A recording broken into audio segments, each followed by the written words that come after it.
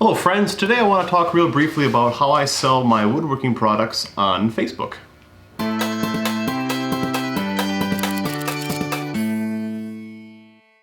Right now I'm actually shooting a little bit of a second promo video for Facebook for some Adirondack chairs and tables that I'm selling, and I thought I would show you the footage that I use.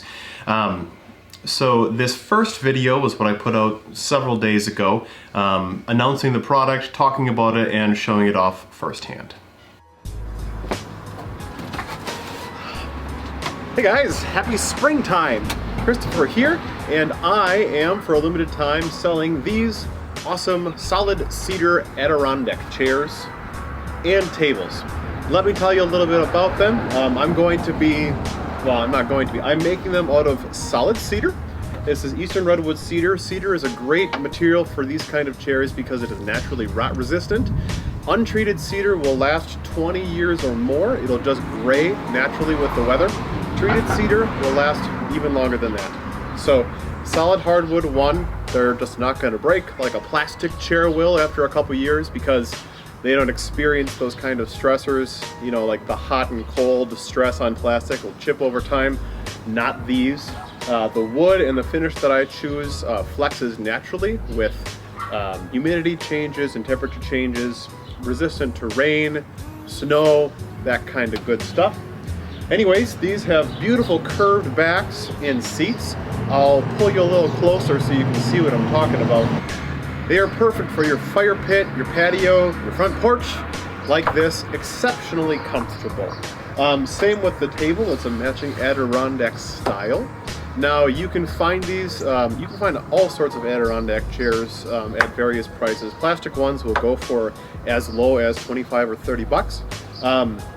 In this week's Fleet Farm ad, for example, they're selling quality polywood ones for I think $2.20 or so a piece. And that's with assembly required. So these are no assembly required. They come completely set to go. You can get this quality product on Etsy, custom made. They range, $170 up to $270 or so. I'm going to sell them for a flat $200. No assembly to you. You can either come and pick them up, or I can find a way to get them to you. It's a good deal. So if you're interested, I'm taking orders for this week only. I'm going to close. I've got a Google form that's open. You can click that link, and I'm going to close the form on April 1st, not an April Fool's joke. And then I'm going to use the month of April to build and distribute these. So in case you're wondering where that price comes from, because $200 a pop is not a small thing. The wood itself costs about $60 because it's high quality cedar wood. Fasteners add to that. The finish that I use a really nice exterior spar urethane. When you hear people talk about marine grade finish, that's kind of what we've got going on here. And these take 5 to 6 hours or so.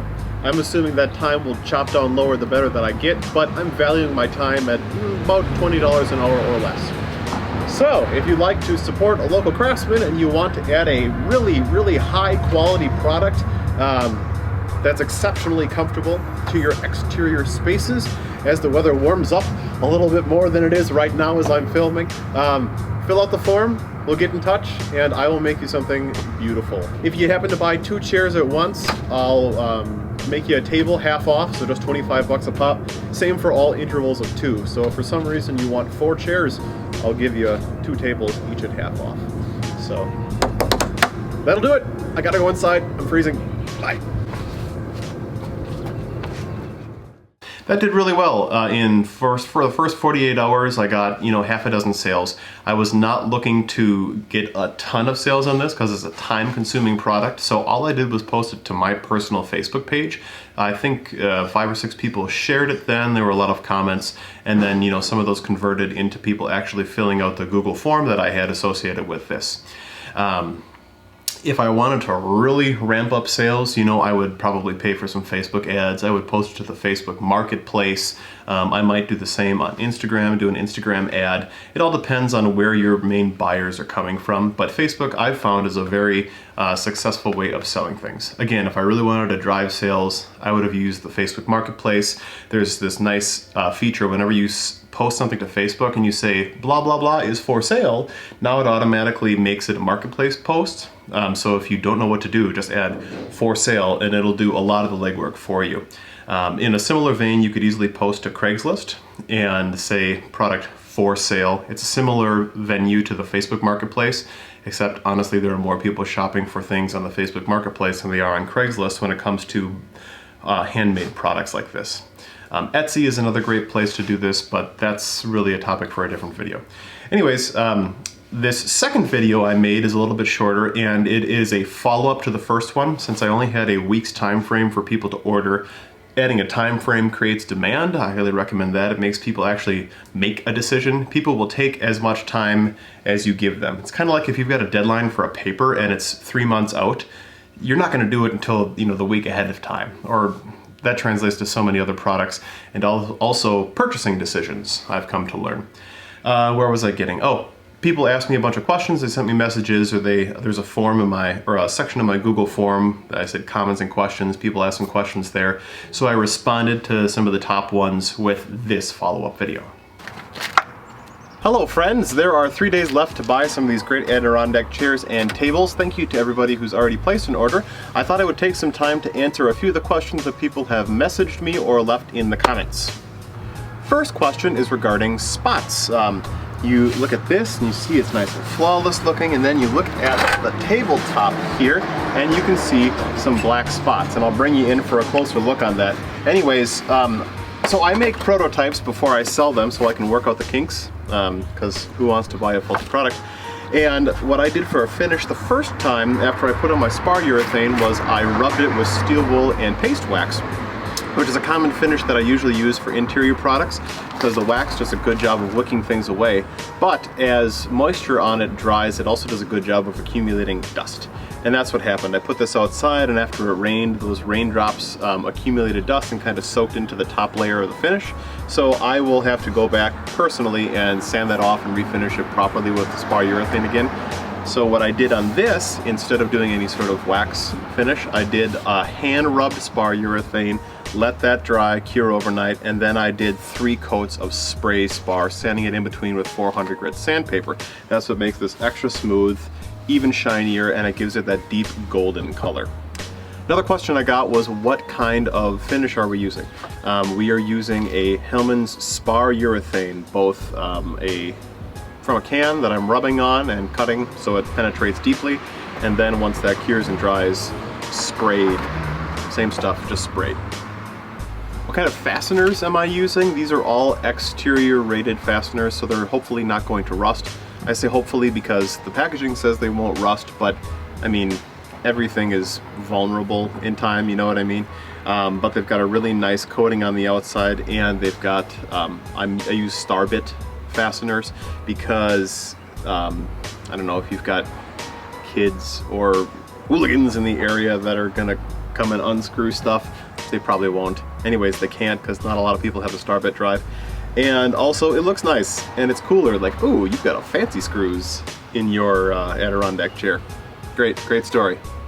The question on does the Adirondack table fold, and I'll bring you in for some footage of that. Absolutely it folds. Again, I make prototypes first to work out the kinks, and as I was assembling this, I assembled, I think, 2 of my legs on the wrong angle. So I was able to get it to shut, but now I can't, or like shut as it is, well, when it's like a table, but now I can't get it to fold properly in the reclined position. But you can imagine what it looks like. It's got that nice handle in the middle, and it goes up. So obviously the ones that you're ordering, now that I've worked out the kinks, they'll be perfectly fine.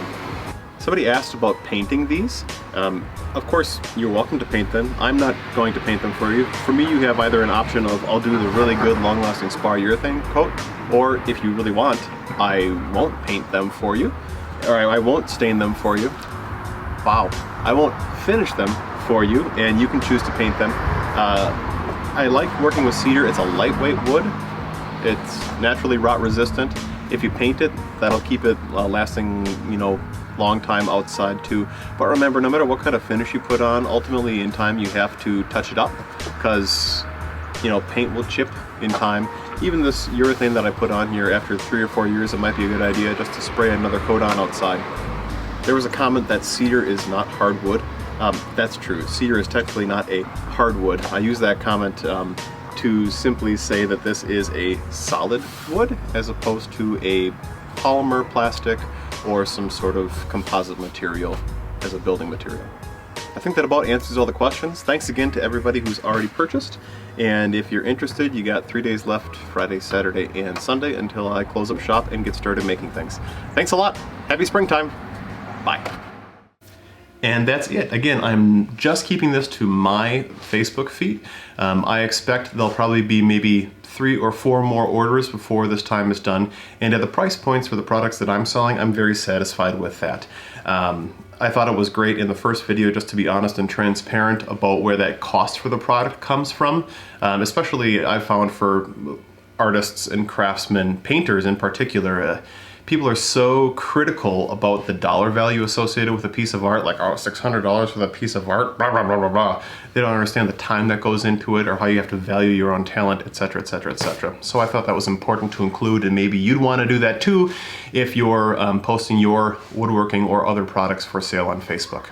So, real quick video, if you like this kind of thing, I'd be happy to make a whole series on it, because I'm selling more of my products on Facebook, on Etsy, etc.